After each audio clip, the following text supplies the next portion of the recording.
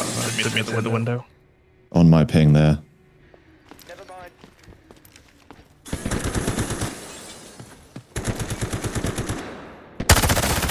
Knocks one, knocks one. I'm gonna get aggressive. I've damaged another one.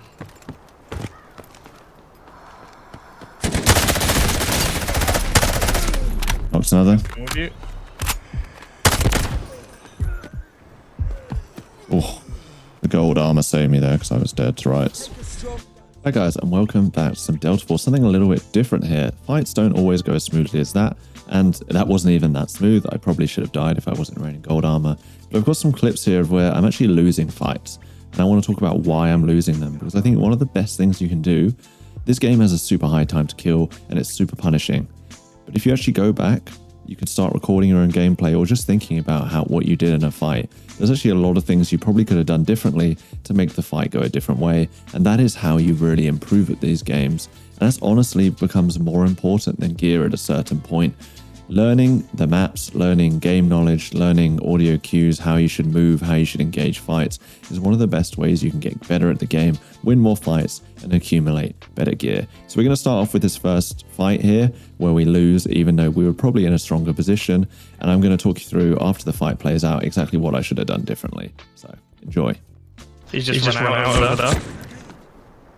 Enemy located. One's under this truck here. Tickled his feet.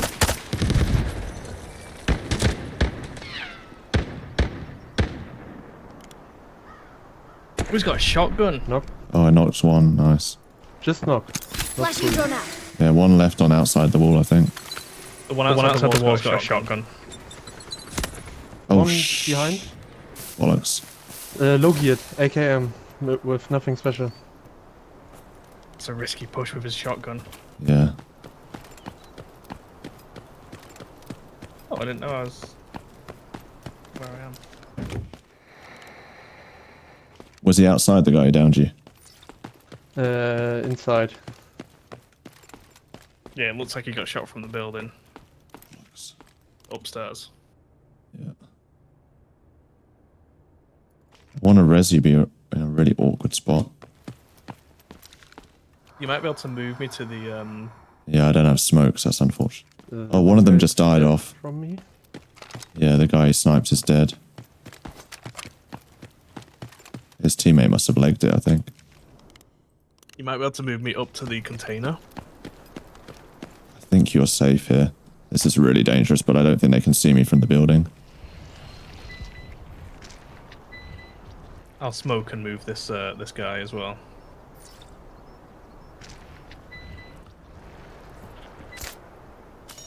I remember to hold it there.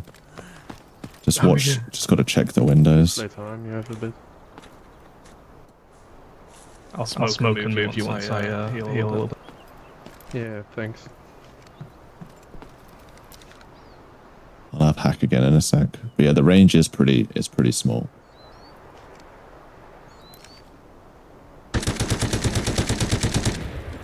Whereabouts? In the window. Top left window, yeah. Oh, and down low. One is close Damaged by. him. He's on the other side of the guard Oh, box. okay. Unlucky. What? He must have been using gold ammo. Okay, so let's review what happens because a lot goes off in this fight. First off, we're finishing fighting one team. So you can see I've used my hack ability. We know one's pinned behind that truck and we know one's on the outside wall. Priority here is getting this first person downed. They're already down a squad mate. We unfortunately lose Josh to the guy outside the wall. I'm just playing from cover here and then we get that knock.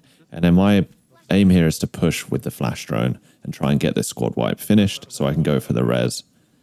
We have the advantage of having the body down, but then unfortunately our teammate goes down from a squad behind. Now we're in a really bad spot and I need to finish this fight quickly. I determined that this guy, I hear him leave, and so I think he's probably left his teammate. He thinks they're going to lose the fight. He's gone to save himself. So now it's all about turning our attention to the new squad and getting a res off.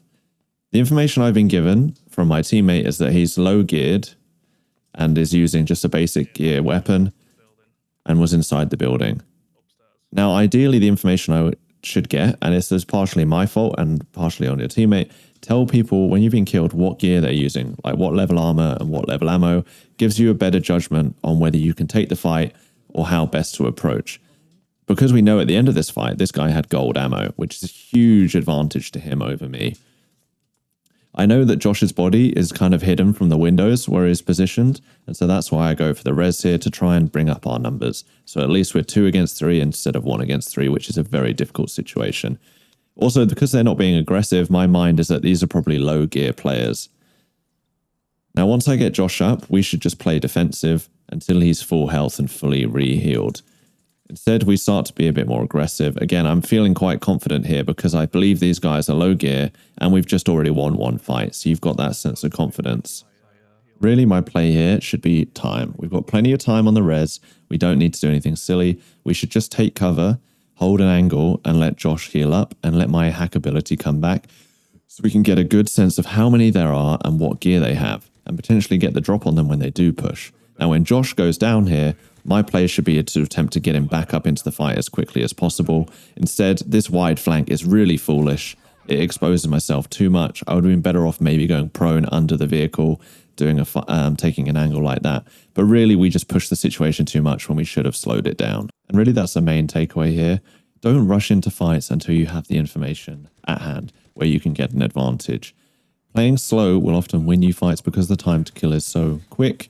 If you can hold an angle and get someone to push you and they don't know you're there or know what angle you're holding, you're going to get a much higher chance of winning that fight, in my opinion.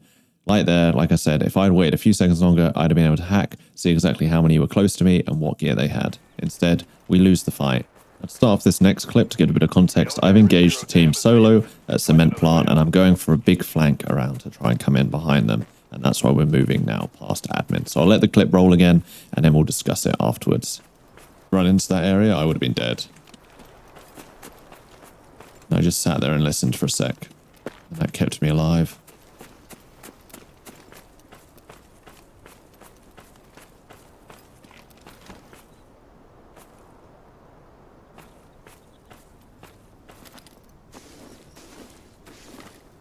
Playing solo is exciting. Oh, you did the mission. Nice, good job. It's exciting, sadly not much fighting. Yeah, solo it's hard to really fight PvP. You have to just be really careful on what sort of fights you take. But it adds to the tension. Because... oh shit. That's them.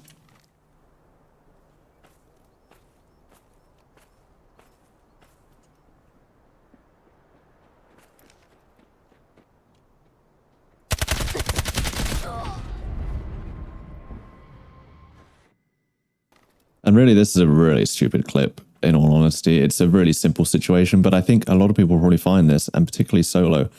But even in squads, you see someone and you panic, and you don't think what to do. So I spot them moving down the road ahead, and then I just lay out in the open. Yeah, going prone is going to give me a little bit of cover, but then I crouch, walk backwards, and kind of just stop, and I'm waiting. My first thought should be get to cover and play from cover. He now sees me in the open. It's clear he's seen me. I should now turn away and run at this point. There is no reason for me to take that fight head on. The chances are it's a 50-50 toss-up who's going to hit the most shots, and I lose. Really, I should have left. As soon as I noticed he saw me, I should run back and find a better position of power to take. Or initially when I spotted them in the road, I should have been thinking, okay, I need to get to cover. If you're ever going to take a fight, you need to be playing from cover to increase your survivability. Just freezing and standing out in the open is frankly idiotic. And probably watching that clip, you think, yeah, I've done that before. Or you're thinking, Huds, you're really stupid. And it is true. I shouldn't have either A, fired from distance, put damage in them, and then left the area because I was not in an advantageous position, or B, I should have pulled back, drawn him into me, hoping he'd push me solo, and then I'd maybe get a quick kill on them. As it was, I kind of did nothing. And even if what you do ends up being the wrong decision, do something. Don't just freeze and stand there and do nothing and panic. Try and make a decision and get better at making decisions. And then when you make a decision that's the wrong decision, well, at least you go next time, okay, next time I'll try and do something different. So now for our next fight, we're back with a trio battle in admin, fighting over the bridges, which I'm sure is a spot we all know well. Yeah, I can hear them. They're definitely in the conference room. I got a hit marker on the wall here. Okay, I absolutely lit him, but he in the room, yeah. Yeah, in the room. Oh, shit. Oh, ow. I'm being bullied. I hear them rushing. Tracking enemy. Hostile detected.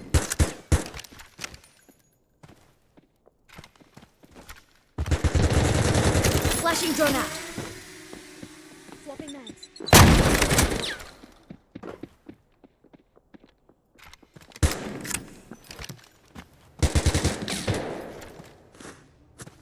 Yeah, they got both angles at the minute. Yeah, Just healing up. all good. I'm at 80% on the hack.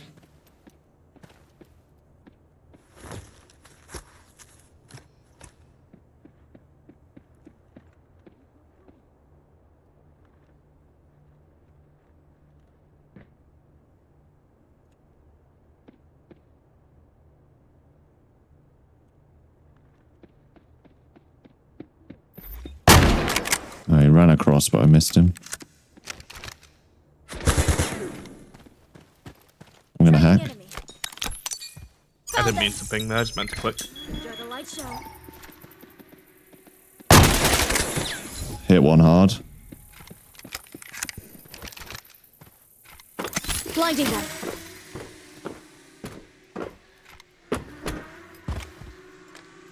I'm going for My Josh. bad. I'm pushing up. I can't fucking jump over with him. It's okay, you can leave me behind. It's not worth the risk.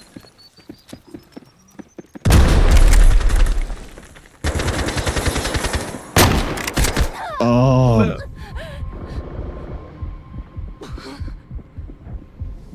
now this one probably feels pretty similar to that first fight we had. Another trio battle, we lose a man, and then we end up going down on the final push. And a lot of this I would change, Yeah, I can frankly. definitely. So first off, we begin well. I use the knife. If you didn't know, if the knife from Hack Claw will give you a hit marker if an enemy is nearby when it kind of goes off, if you throw it against a wall or whatever.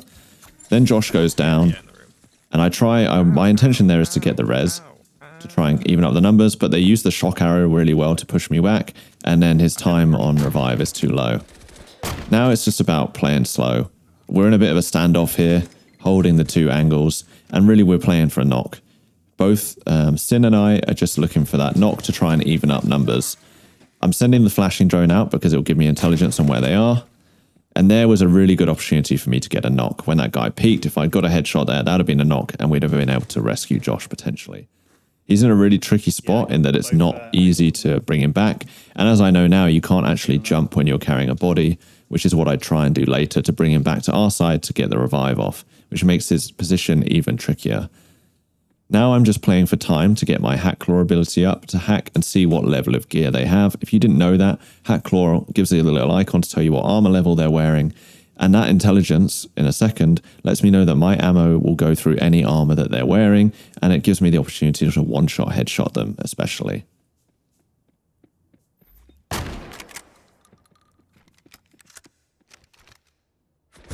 But again, like I said in the previous clip, playing from cover constantly, keep peeking in and out, doing little jigger movements so I'm not overexposing myself. I get the intelligence there, so we know we have superior firepower to the armor they're using. As you can see, that hit went straight through the armor. We didn't get the double hit thing that tells you that you've hit armor. Now that I see that that's clear, this is when I go to try and rescue Josh, and unfortunately find out that I can't bring him back. I could have potentially tried to go for a res here. We know that they're weak. Instead, I try and bait the res to make the noise happen. I don't actually hold it long enough for the noise to go off to bait them. Sin gets the down. I try to hit fire, and then foolishly I push the same angle again.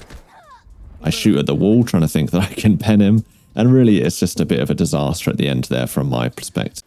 With hindsight, once I realise I can't rescue Josh, I should either try and stick the res and listen for them to push, or I should just hold an angle, particularly when Sin gets a down here, Not worth the risk. and I play over aggressively. I should have just held an angle, and then again when I miss the shot there, I shouldn't re-peek. Going back to the same angle is really suicidal, especially with the gun that I'm using where I can't spray them down. My best bet would have been to hold an angle and try and get a quick down with a headshot or a chest shot, knowing that they were weak at that point. We'd even the numbers up, it was 2v2. Again, playing it slow there would have probably suited us better. Instead, I go over aggressive and don't play around the capabilities of the weapon I'm using, where I'd have been better off holding an angle at range, looking for that cheeky one tap. Yeah. Now for this final clip of the video, we're back solo on Leali Grove.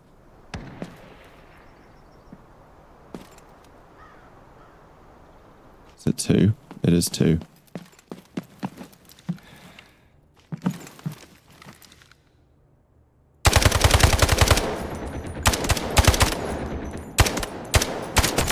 One dead.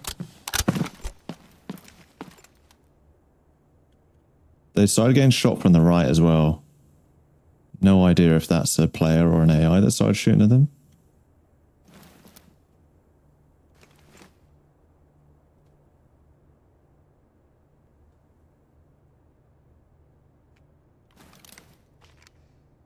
He's going for the res.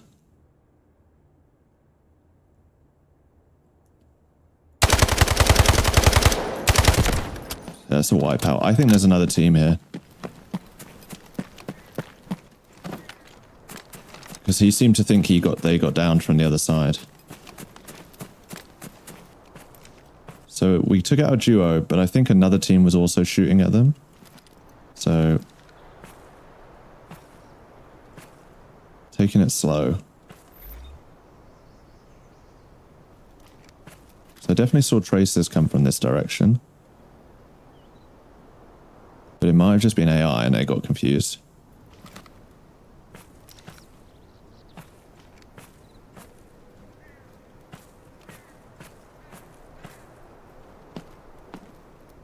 I don't see anyone. It's a little bit risky. Oh, there was someone there. I wonder if it was a solo. I think he was using a gear ticket as well. Damn, I should have just played it slow. And really, like I've said this whole video, taking it slow at the end, I even say it there. We play this perfectly. I'm playing it slow. Let them get out in the open. They're looting. He's completely out of control. I take my time to make sure I know how many of them there are. And I even go prone to maximize my recoil control at this range. And then we focus on getting that first elimination. Now, I even correctly identify that there are shots coming from the other side of that building, and so I suspect that there might be a third party going on here. I hold my position and just wait for this man to make a move, because the strategy here is always just to hold the body. You put pressure on the other team by holding the body, they have to go for the res or they have to leave the area. That should always be your focus when you've got numbers advantage, or you've got a man down, as we do here. He smokes the other side, thinking it's whoever's fighting from the other direction who got the down, leaving himself exposed to me. And I continue to spray through the smoke there, because I know he's weak, and I get the down. And then we go for a reposition. I flank all the way around, because, as I correctly say later, there is definitely a third party here. And so we do a big, wide flank, like you should always do. Reposition completely. Throw your enemy off the scent so they don't know where you're coming from. And really, at this point, I should just play slow. I should get in a position in a bush or behind cover and just watch the bodies and wait. Wait out this enemy who's going to move. At some point, they're going to move and expose themselves or make a noise and give themselves away. It's not like time's a factor here. This is the beginning of a raid. And I think I do this often. This is a fast-paced game. You want to move quickly. But in reality, playing it slow, particularly as a solo, is the best way to increase your survival. But I get greedy for the loot. I drop down. And I completely expose myself. He's just waiting, doing exactly what I should have been doing, and he gets the team wipe. As simple as that. If I had played it slow there, I potentially could have had 3 kills at the beginning of a raid.